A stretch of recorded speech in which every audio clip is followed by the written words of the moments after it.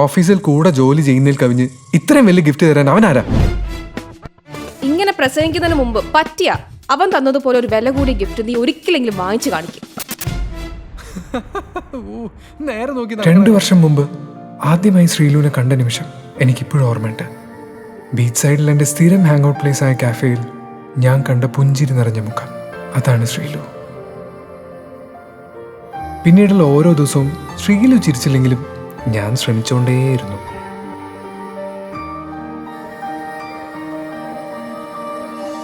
ഒരു നാൾ അവളും തിരിച്ചു ചിരിച്ചു. പരസ്പരം കാണാൻ വേണ്ടി മാത്രം ഞങ്ങൾ ഓരോ കാരണങ്ങൾ കണ്ടെത്തി.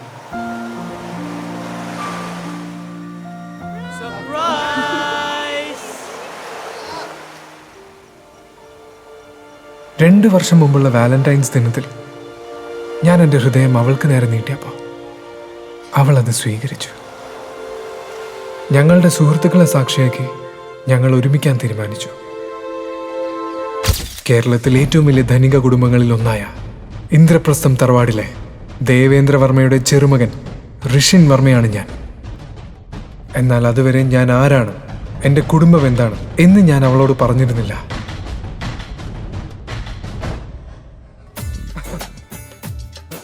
എൻ്റെ കുടുംബത്തിന് ഷീലുവിനെ അംഗീകരിക്കാൻ ഒരിക്കലും സാധിക്കില്ല എന്ന് എനിക്കറിയായിരുന്നു. അതുകൊണ്ട് തന്നെയാണ് ഞാൻ അവളെ രജിസ്റ്റർ മാരേജ് ചെയ്യാൻ തീരുമാനിച്ചത്. കല്യാണശേഷം അവളോടെല്ലാം തുറന്നു പറയാമെന്നാണ് ഞാൻ കരുതിയത്. പക്ഷേ എൻ്റെ എല്ലാ പദ്ധതികളും ഞാൻ പോലും അറിയാതെ തകർന്നു. ഒരു മിനിറ്റ്, ഇപ്പൊ വരെ. ഹലോ. സ്വന്തം ഇഷ്ടപ്രകാരം നീ ചെയ്യുന്ന ഓരോ പ്രവൃത്തിയുടെയും ഫലം നീ സ്വയം അനുഭവിക്കേണ്ടി വരുമെന്ന് ഞാൻ നേരത്തെ പറഞ്ഞിട്ടുള്ളതാണല്ലോ. നിന്റെ സമ്പാദ്യം മുഴുവൻ എന്നോട് ചോദിക്കാതെയാണ് നീ സ്റ്റോക്ക് മാർക്കറ്റിൽ കൊണ്ട് നിക്ഷേപിച്ചത്. തന്നിഷ്ടം പോലെ ചെയ്തതിൻ്റെ ഫലം എന്താണെന്ന് നിനക്കറിയണ്ടേ? നീ ഒരു ഡൂക്കിൽ കമ്പനിയുടെ ഷെയർ വാങ്ങിക്കൂട്ടിയില്ലേ? ആ കമ്പനി പൊട്ടി. സ്വന്തമായി 1 രൂപ പോലും സമ്പാദ്യമില്ലാത്ത ഒരു ദരിദ്രനാണ് നീ ഇന്ന്. ഇന്ദ്രപ്രസ്ഥം കുടുംബത്തിൽ ഇനി നീ ഒരു അംഗമല്ല. നിനക്കും മറ്റാരും അറിയാതെ നീ കല്യാണം കഴിച്ചു കൊണ്ടുവന്ന ആ പെണ്ണിനും ഇനി ഈ വീട്ടിൽ സ്ഥാനമില്ല.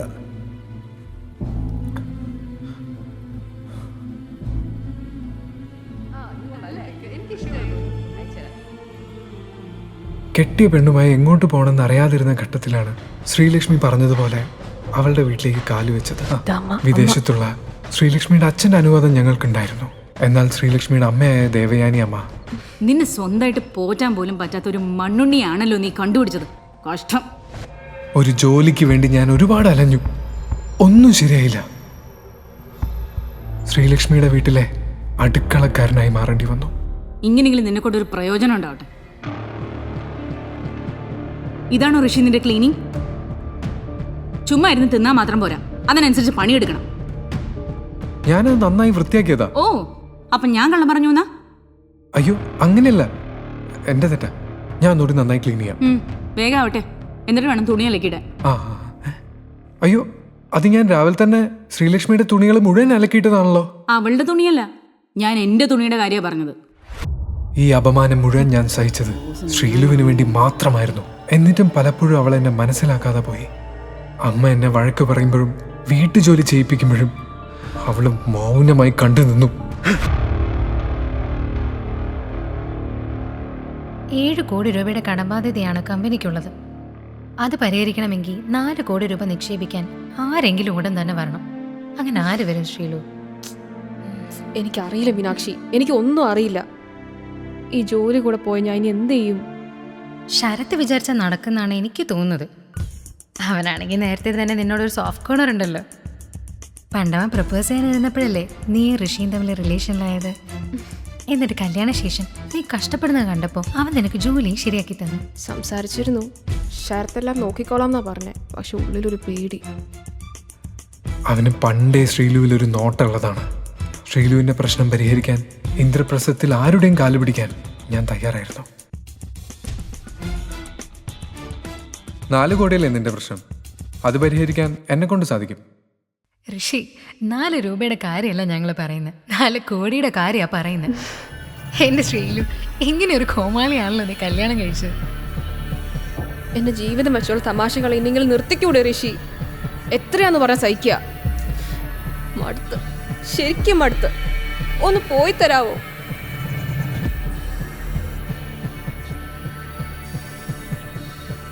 എന്റെ ശ്രീലു, ആ കഴുതി ഡിവോഴ്സ് ചെയ്യാൻ ഞാൻ നിന്റെ അമ്മേനെ എത്ര തവണ പറഞ്ഞതാ.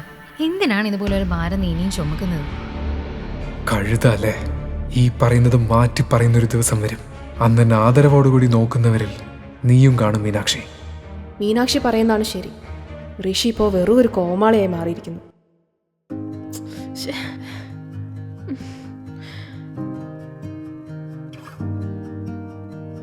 ഋഷി, എന്താ ശ്രീലു? ഞാൻ ഇറങ്ങാൻ താമസിച്ചു. എന്നെ ഒന്ന് ബൈക്ക് ഡ്രോപ്പ് ചെയ്യോ? അപ്രതീക്ഷിതമായി ശ്രീലക്ഷ്മി അത് പറഞ്ഞപ്പോ എനിക്ക് എന്ത് ചെയ്യണമെന്ന് ഒരെത്തും പിടിയും കിട്ടിയില്ല. ഓ, ഇന്നാണ് ഋഷിയുടെ college reunion. Sreelu, office time കഴിഞ്ഞ് അങ്ങ് എത്തുമല്ലോ അല്ലേ? ഓഫീസിലെ തിരക്കുകളെ കുറിച്ച് പറഞ്ഞല്ലേ ഋഷി? എത്ര കാലത്തിന് ശേഷമാണ് ശ്രീലക്ഷ്മി എന്റെ ബൈക്കിൽ കയറിയത്. അവളുടെ മനസ്സിൽ ഇപ്പോഴും ഞാനുണ്ട്. അടുത്ത കാലത്തൊന്നും എനിക്ക് ഇത്രയും സന്തോഷം ഉണ്ടായിട്ടില്ല.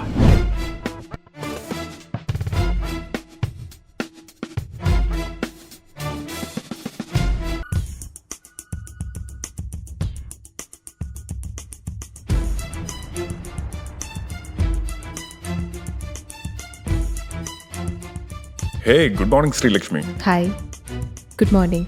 Looking great.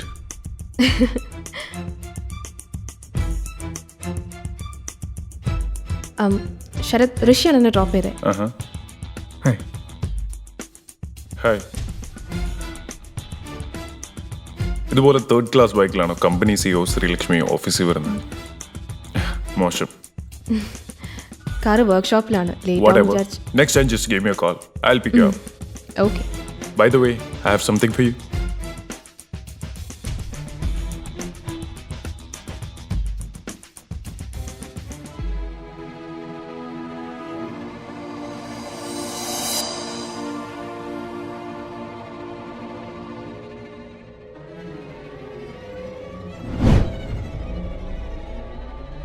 This is for me? പിന്നെ അല്ലാതെ. Are you sure? Did you like it? I love it. Thank you so much. എനിക്ക് ഇത്രയും വില കൂടി ഗിഫ്റ്റ് ആരും തന്നിട്ടില്ല. ഞാനോടുള്ളപ്പോൾ മറ്റൊരാളിൽ നിന്ന് ഗിഫ്റ്റ് പ്രതീക്ഷിക്കുന്നത് എന്തിനാ? Anyway, we'll catch up later. I have some work to do. രക്ഷിക്ക് പിന്നെ പോയിട്ട് പ്രത്യേകിച്ച് പണിയൊന്നും കാണില്ലല്ലോ അല്ലേ? ഓ സോറി, അടുക്കളപ്പണി കാണുമല്ലോ അല്ലേ? പെട്ടെന്ന് വിട്ടോ, വീട്ടിൽ ചെന്നിട്ട് ചോറും കറിയും വെക്കാനുള്ള അല്ലേ? സമയങ്ങളെ ബൈ.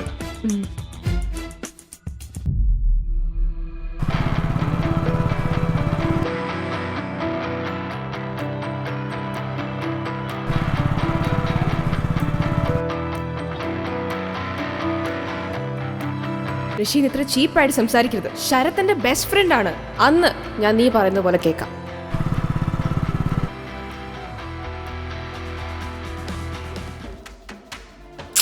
ഋഷി ഇപ്പൊ എന്താ കാണിച്ചത്?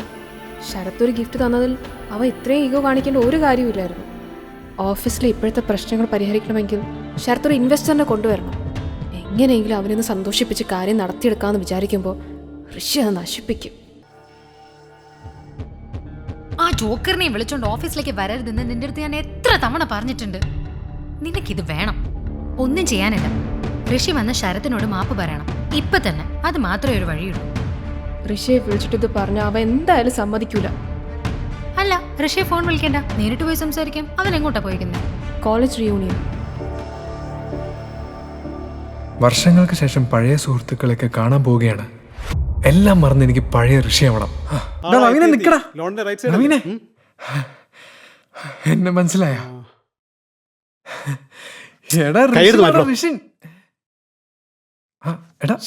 എന്താണോ വെറുതെ ഓടിക്കറി വരാണോ? വെറുതെ ഡ്രസ് നശിപ്പിക്കാനായിട്ട്. ഇതിന്റെ വില എന്താണെന്ന് അറിയാമോ? സ്നേഹപ്രകടനൊക്കെ ഒരടി മാറിയെന്ന് മതി. ഓരോരോ ശല്യങ്ങൾ. അഞ്ജലി വന്നിട്ടുണ്ടല്ലോ. വന്നിട്ടില്ലേ? ഇതുവരെ എത്തിയില്ലേ? എന്തോന്നടേ? ആ, നമ്മുടെ പഴയ ടീം എല്ലാവരും എത്തിയിട്ടുണ്ട്. I am really sorry guys. ഇന്ന് എന്റെ പുതിയ ബെൻസിന്റെ കുറച്ച് പേപ്പർ വർക്ക്സ് ക്ലിയർ ചെയ്യാനുണ്ടായിരുന്നു. കൺഗ്രാറ്റ്സ്. ശരിക്കും നീ എന്തിനാ കഴിയുന്നത്? വേണ്ടെങ്കിൽ വേണ്ടടാ. ഡോ, ഫുഡും കൊണ്ട് വരുന്നവരോടൊക്കെ പുറകെ കൂടെ വേണം വരാനെന്ന് നേരത്തെ പറഞ്ഞിരുന്നല്ലേ? പിന്നെന്തിനാ താൻ ഈ ഗസ്റ്റുകളുടെ ഇടയിൽ കിടന്ന് കറങ്ങുന്നേ? എടാവ നമ്മുടെ കൂടെ പഠിച്ചിരുന്നു എന്നൊക്കെയാ പറയുന്നത്. ഋഷിനെന്നോ മറ്റോടെ പേര് നിനക്ക് ഓർമ്മയില്ലേ?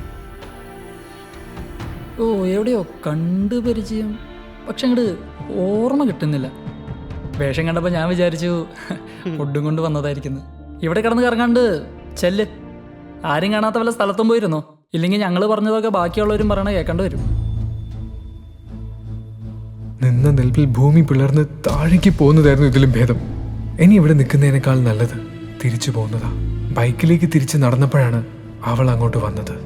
അഞ്ജലി. കോളേജ് കാലത്ത് ജൂനിയേഴ്സും സീനിയേഴ്സും എല്ലാവരും അവളുടെ പിന്നാലെയായിരുന്നു. അവൾക്ക് വേണ്ടി കോളേജിൽ എത്ര പേര് അടിയുണ്ടാക്കിയിരിക്കുന്നു. ആരെയും പക്ഷെ അവൾ മൈൻഡ് പോലും ചെയ്തിട്ടില്ല. എന്നാൽ എനിക്ക് മാത്രം അവളുടെ അടുത്തൊരു പ്രത്യേക സ്ഥാനം ഉണ്ടായിരുന്നു. ഞാനാണ് അവളുടെ കോളേജിലെ ബെസ്റ്റ് ഫ്രണ്ട് എന്ന് എത്ര തവണ അവൾ പറഞ്ഞിരിക്കുന്നു. ഇനി എനിക്ക് വേറെ ആരെയും നോക്കണ്ട, അഞ്ജലി മാത്രം മതി. അവൾക്ക് എന്നെ മനസ്സിലാവും.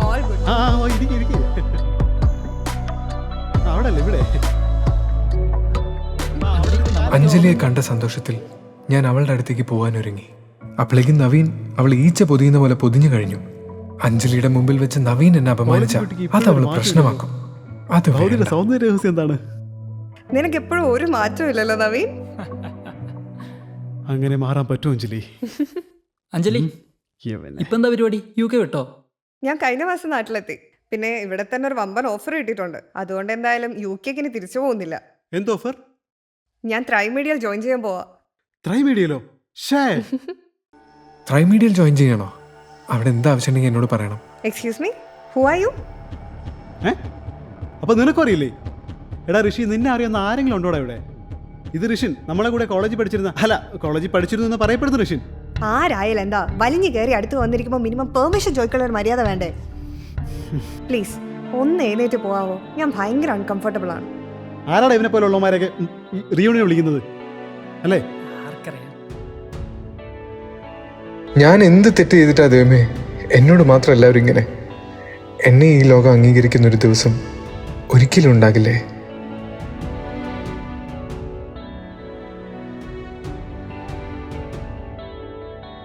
മനസ്സ് തകർന്ന് പുറത്തേക്ക് പോകുമ്പോഴാണ് എൻ്റെ ഫോൺ ശബ്ദിച്ചത്.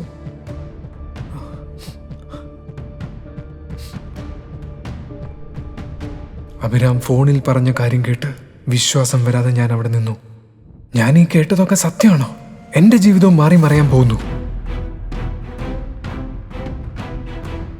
ഒരു മിനിറ്റ്. നവീനെ, എന്താടാ നീ എന്താ പറഞ്ഞ? എന്നെ പോലുള്ളവർ ആരായി റിയൂണിയനെ വിളിച്ചെന്നല്ലേ?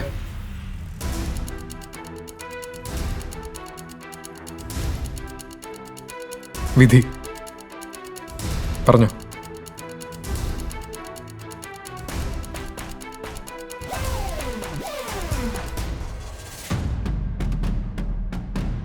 അഭിരാം പറഞ്ഞ വാക്കുകൾ കേട്ട് ആത്മവിശ്വാസത്തോടെ ഇരിക്കുമ്പോഴാണ് അവരെന്നെ തേടിയെത്തിയത്.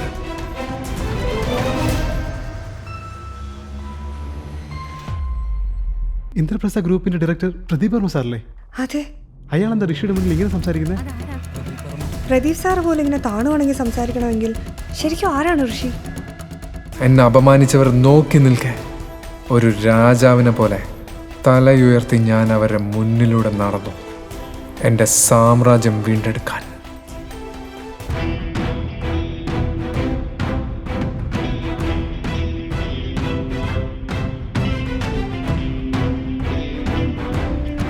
അഞ്ജലി ചോദിച്ച ആ ചോദ്യത്തിന്റെ ഉത്തരം എന്താണ്? ആരാണ് ഋഷി? എന്തുകൊണ്ടാണ് ഇത്രയും നാളും ഋഷിയെ തേടി വരാതിരുന്ന ചെറിയച്ഛൻ ഇപ്പോൾ അവനെ തേടിയെത്തിയത്? അപമാനങ്ങൾ മാത്രം നേരിട്ടിരുന്ന ഋഷിയുടെ ജീവിതത്തിൽ ഇനി നടക്കാൻ പോകുന്നത് പട്ടാഭിഷേകമോ? ഋഷിയെ വില കുറച്ച് കണ്ട അഞ്ജലിയും നവീനും മീനാക്ഷിയും ദേവയാനിയമ്മയും ശരത്തുമെല്ലാം ഇനി ഋഷിയുടെ കാൽക്കീഴിലാകുമോ? ഋഷി യഥാർത്ഥത്തിൽ ആരാണ് എന്ന് ശ്രീലക്ഷ്മി അറിയുമ്പോൾ എന്തായിരിക്കും ശ്രീലക്ഷ്മിയുടെ പ്രതികരണം? ആകാംക്ഷാഭരിതമായ നിമിഷങ്ങളിലേക്ക് കടക്കുന്ന കോടീശ്വരന്റെ മുഴുവൻ കഥയും അറിയാൻ നിങ്ങൾ ആഗ്രഹിക്കുന്നുണ്ടോ? ഋഷിയുടെ ജീവിതം മുഴുവനായി തന്നെ അറിയാം ഇനി പോക്കറ്റ് FM-ലൂടെ. കോടീശ്വരൻ.